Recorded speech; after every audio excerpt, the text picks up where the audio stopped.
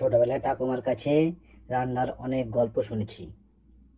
ঠাকুমার হেসেলে সেই বৃষ্টির দুপুরের গল্পটা তাহলে আজ শোনা যাক। বাইরে অঝোরে বৃষ্টি পড়ছে, টিনের চালে টিপ টিপ শব্দ, কারেন্ট নেই, ঘরের ভেতরটা কেমন স্যাঁতস্যাঁতে, মনটাও স্যাঁতস্যাঁতে। আমি রান্নাঘরে চৌখাটে বসে ঠোঁট উল্টে বললাম, ধুর, আজকেও খিচুড়ি। ঠাকুমা উনুনে কাঠ ঠেলতে ঠেলতে চোখ পাকালো। হ্যাঁ, আজকেও খিচুড়ি। তোর দাদুর আমলের হিসেব আছে, বৃষ্টি হলেই হেসেলে খিচুড়ি বসবে, এটা নিয়ম। আমি মুখ বাঁকালাম। ঠাকুমা মুচকি হেসে বলল, দাঁড়া, নিয়মের ভেতরেও জাদু আছে। প্রথমে হলো মুসুর ডাল আর গোবিন্দভোগ চাল ধুয়ে ঘিতে ভাজা, হাঁড়িতে পড়লে শু শু শব্দ, হলুদ আর একটা কাঁচা লঙ্কা দিয়ে যখন ঢাকা দিল, গোটায় হেসেল ভরে গেল মেঘের মতো গন্ধে। তারপর ঠাকুমা তার দুই সেনাপতিকে নামালো কড়াইতে। সেনাপতি এক পটল ভাজা, পটলগুলোকে ঠাকুমা লম্বা করে চিড়ে নুন হলুদ মাখিয়ে রেখেছিল সকাল থেকে। পটল হলো ভদ্রলোক, ঠাকুমা বলতো, তাড়াহুড়ো করলে কালো হয়ে যায়, আদর করে ভাজতে হয়, কম আছে,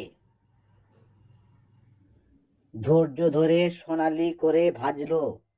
সেনাপতি দুই, আলু ভাজা, একদম ঝিরিঝিরি করে কাটা, যাকে আমরা বলি ঝুরি আলু ভাজা, এতে পাতলা যে হাওয়ায় উড়ে যায়, কড়াইতে পড়ে চিড়বিড় করে নাচতে লাগলো। ঠাকুমা বলল, এটা হলো খিচুড়ির বন্ধু, মুচমুচে না হলে বন্ধুত্ব টেকে না। আমি ভাবলাম, এই তো আজকের মেনু শেষ। তখন ঠাকুমা পিছনে হাঁড়িটা থেকে ঢাকনা সরালো, আর আমি চমকে উঠলাম। ভেতরে টকটকে লাল চিকেন কষা। এটা কোথা থেকে এলো? ঠাকুমা ফিস ফিস করে বলল, তোর বাবা বাজার থেকে লুকিয়ে এনেছে, বলেছে আমার নাতি খিচুড়ি খেতে চায় না, তাই আমি বললাম খিচুড়ি হবে রাজা, আর চিকেন কষা হবে তার সেপাই। রাজা ছাড়া সেপাইয়ের দাম নেই, সেপাই ছাড়া রাজাও জমে না। সেই কষা যে কি কষা! কাশ্মীরি লঙ্কা, পেঁয়াজ বাটা, টক দই আর এক চামচ ঘি, ঘন্টা ধরে কষিয়েছে, মাংস ঝুলে আসছে হাড় থেকে।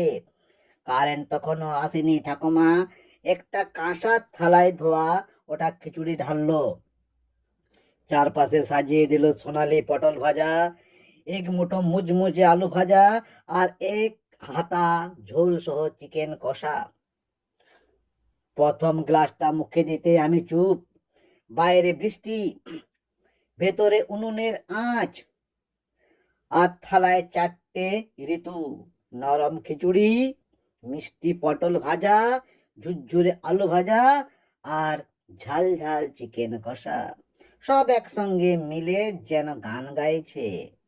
ঠাকুমা আমার দিকে তাকিয়ে বলল, কি রে, আজকে খিচুড়িটা কেমন? আমি বললাম, ঠাকুমা, রোজ বৃষ্টি হয় না কেন?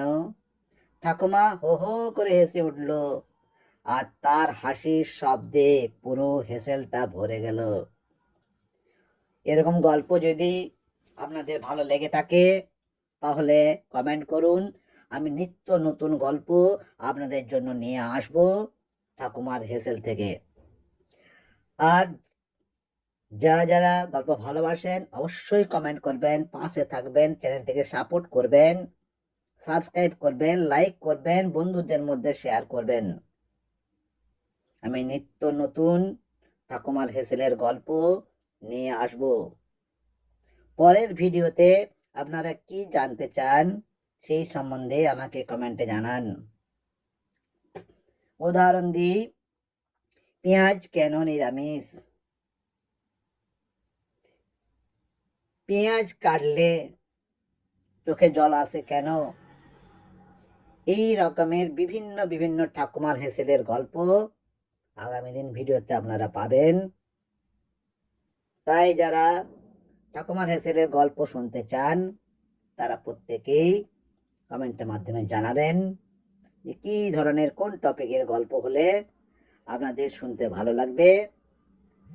পাশে থাকুন, ভালো থাকুন, সুস্থ থাকুন। প্রত্যেককে ধন্যবাদ। চ্যানেলটি অবশ্যই সাবস্ক্রাইব করে রাখুন, বন্ধুদের মধ্যে শেয়ার করুন, লাইক করুন। ওকে, ভালো থাকুন, সুস্থ থাকুন। আবারও বললাম বাই বাই, আজকের মতো বাই।